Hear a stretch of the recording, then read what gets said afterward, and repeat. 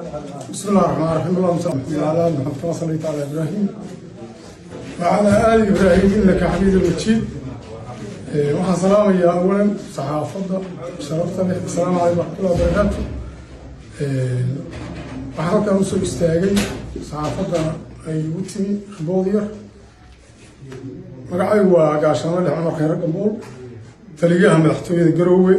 waxaa abaaraa 9kii caawi soo weeraray ciidan ka amar qaadanaya maleeshiyada ka amar qaadanaya aaranjan oo uu horeeyo jimcaale jaacatakar.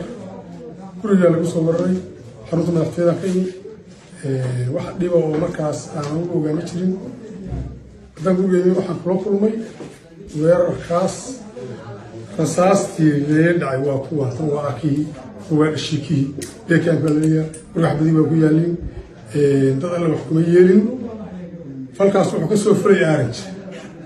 amarkaasna waxay soo siiyeen waa ninka la yiraahdo jimcaale. waxaa lagu taadgeysanayana basarkaalka haysta xarunta madaxtooyada. Assalaamu calaykum warahmatullahi wabarakatuh.